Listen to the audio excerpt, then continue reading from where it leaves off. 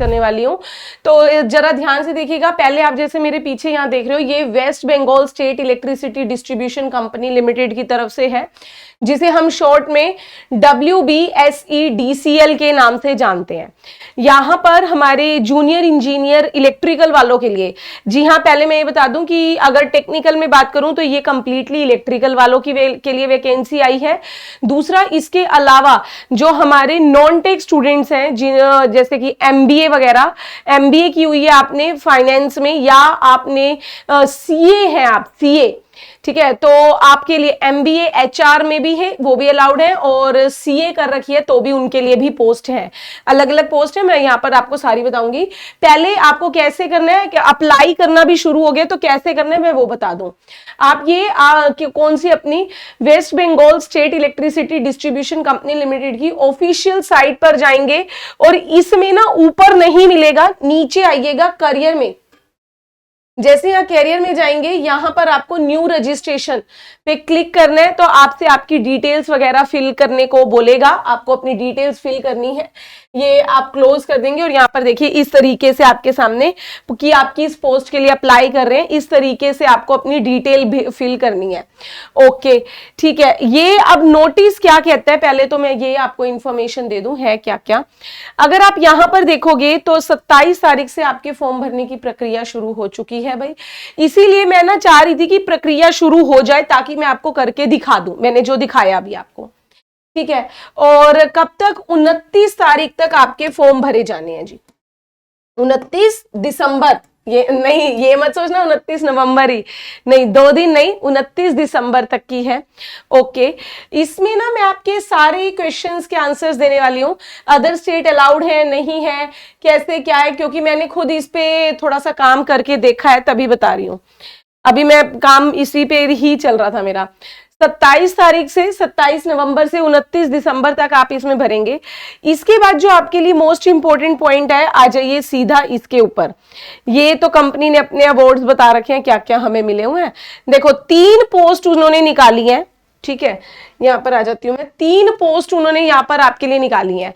एक है हमारी असिस्टेंट मैनेजर की, ठीक है, यहां पर जो, लेकिन इसको ना मैं अच्छा पता है क्यों कह रही हूं, एक तो नंबर ऑफ वैकेंसीज भी बहुत अच्छी हैं, और दूसरा पे स्केल बहुत बढ़िया है यार, सच में गाइस, पे स्केल बहुत अच्छा है। जो जो एलिजिबल हो जाए ना जरूर भर लेना।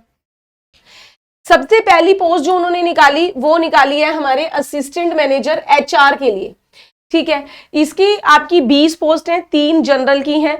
इसके लिए उन्होंने बोला आपको कि ग्रेजुएट होना चाहिए और MBA होनी चाहिए आपके पास 2 साल की, AICTE अप्रूव्ड किसी भी कॉलेज से, UGC से आपकी होगी। फिर इसके बाद 26 post assistant manager F&A finance की है। इसके लिए उन्होंने क्या कहा है, ग्रेजुएट और लेकिन फाइनल एग्जामिनेशन आपने CA चार्टर्ड अकाउंटेंट के निकाले होने चाहिए।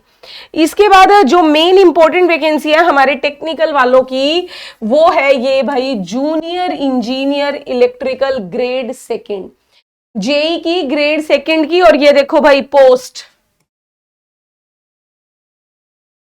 इतनी बढ़िया नंबर ऑफ वैकेंसीज, हर राज्य निकाले तो किसी स्टेट के बच्चे को दूसरे स्टेट में शायद जाने की जरूरत नहीं पड़ेगी, अगर टाइम टू टाइम हर राज्य, हर डिपार्टमेंट के बच्चों के लिए इतनी इतनी वैकेंसियां निकाल ले तो, है ना, खासकर हमारे टेक्निकल में इलेक्ट्रिकल वालों के लिए अगर बात करें तो 401 वैकेंसी है, जिसमें जनरल की उन्होंने 100 निकाली है और जनरल EC की भी है, ठीक है। फिर इसके बाद जनरल एक्स सर्विसमैन की भी है, SC ST करके, इस प्रकार से टोटल उन्होंने 401 निकाली। इसमें आपके लिए क्या चाहिए भाई, इसमें सबसे पहले उसने डिप्लोमा, 3 साल का सिर्फ डिप्लोमा मांगा है और कुछ नहीं, इलेक्ट्रिकल इंजीनियरिंग से। अब यहां पर मैंने कहा था ना, क्यों बच्चे, एक चीज, नोटिफिकेशन को मैं भले देखो, मैं भीड़ के पीछे नहीं भागती, मैं ये नहीं कहूंगी कि मैं सबसे पहले देती हूं, सबसे पहले का झंडा मैं नहीं गाड़ती यहाँ पे, लेकिन इतना है कि जो इंफॉर्मेशन आपको देती हूं वो वैलिड और अप्रूव्ड और आपको बिल्कुल सटीक जानकारी। अब यहाँ पर सबसे बड़ा पॉइंट आता है बच्चों का कि क्या मैम अनदर स्टेट अलाउड है या नहीं। ये एक चीज यहां पर आप देखो, उसने साफ साफ लिखा है कि full time 3-year diploma in electrical engineering from, ध्यान से देखिएगा, ये कहीं नहीं लिखता, recognised institute college duly recognised by West Bengal state council of technical education, जिसका करंटली रीनेम, जिसको आज की डेट में West Bengal state council of technical and vocational education के नाम से जाना जाता है। मतलब इन्होंने ये चीज भी मेंशन कर दिया है कि आपकी क्वालिफिकेशन 3 साल का डिप्लोमा होना चाहिए, और डिप्लोमा आपका ऐसे इंस्टीट्यूट या कॉलेज से हो जो कि यहां वेस्ट बंगाल स्टेट काउंसिल के अंडर आता हो। एक तो ये बोल दिया। अच्छा, और दूसरा देखिए, अगर पे स्केल मैंने कहा था ना अच्छा है, तो पे स्केल देखिए 36,800 से शुरुआत हो रही है, 6th लेवल का पे स्केल है। 1,06,700 रुपए का यहाँ पर आपका HRA वगैरह अलाउड आपके एड ऑन करके दिया जाएगा। एज रिलैक्सेशन भी ठीक ठाक है। एज की अगर बात करें तो जनरल के लिए एज जो रखी है वो 18 से 32 की है, ठीक है, 18 साल से लेके 32 साल की है। इसके बाद आपकी SC ST की एज रिलैक्सेशन दी हुई है 3 साल 5 साल की, फिर PWD की 10 साल की है। इस तरीके से अलग अलग के, लेकिन किसी भी केस में 45 से ज्यादा की एज नहीं जानी चाहिए, ये उन्होंने बोल दिया। अच्छा, फिर इसके बाद यहां पर अगर मैं बात करूं कि आपकी, मैंने बोला ना ये 36,800 का पे स्केल, लेकिन इसके साथ अलाउंसेस बहुत अच्छे हैं, अलाउंसेस बहुत अच्छे हैं, DA है, HRA है, मेडिकल है, और तो और इलेक्ट्रिसिटी अलाउंसेस भी मिलेंगे आपको, आपके बिजली बिल का भी उसके लिए भी पैसा मिलेगा। हिल कंपनसेटरी अलाउंसेस, अगर आपकी पोस्टिंग कहीं ऐसी जगह पर होती है जहां पहाड़ी क्षेत्र है तो उसके लिए भी आपको कंपनी पैसा देगी, ठीक है। फिर अगर आप फीमेल वगैरह हैं तो आपको चाइल्ड केयर लीव भी मिलेंगी, पेटर्निटी लीव भी मिलेंगी, सब कुछ है यहाँ पर, टेंशन नहीं लेना।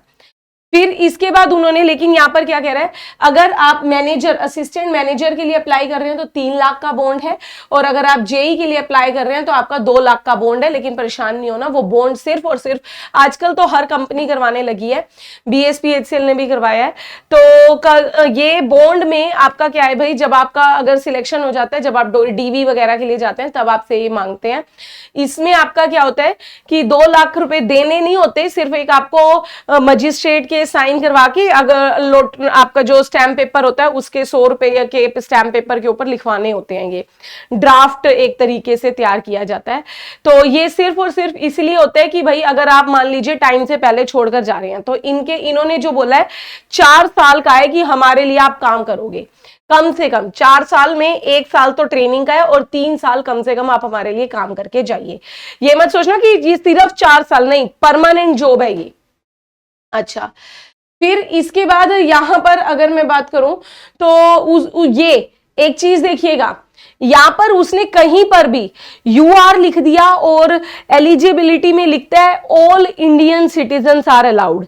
ऑल इंडियन में तो भाई अनदर राज्य भी आ गए, लेकिन शर्तें देखो, एक अभी मैंने एजुकेशन की शर्त बताई थी, क्या है, दूसरा डोमिसाइल का क्राइटेरिया बता रहा है। तो उसने यहां पर लिख दिया domicile of West Bengal form a mandatory criteria for determination of eligibility of candidates, ठीक है। एक तो आपका डोमिसाइल होना बहुत जरूरी है, ओके। फिर दूसरा यहां पर उसने क्या कहा, इस पे आते हैं, और अभी मैं आपको दिखाती हूं। और जो इसने शर्त लगा दी है यहां पर, जो इसके इंपॉर्टेंट पॉइंट आ जाता है, आप आ जाओ। ये तो इकोनॉमिकल वीकर सेक्शंस की बारे में बता दिया। ये PWD के लिए जो आपकी अलग से क्या है उसने बताई है कि क्या क्या आपकी डिसेबिलिटी। हाँ, ये देखिए, इस पे अगर अब आप भरते हो फॉर्म सिलेक्शन के लिए, आपको क्या करना पड़ेगा भाई, अपने CBT में जाओगे। सबसे पहला फेज जो है वो CBT है, चाहे आप किसी के लिए भी जा रहे हो, असिस्टेंट मैनेजर, चाहे JE के लिए। तो यहां पर सबसे पहले आपका CBT है, ऑब्जेक्टिव क्वेश्चन रहेंगे, फिर आपका PI पर्सनल इंटरव्यू है।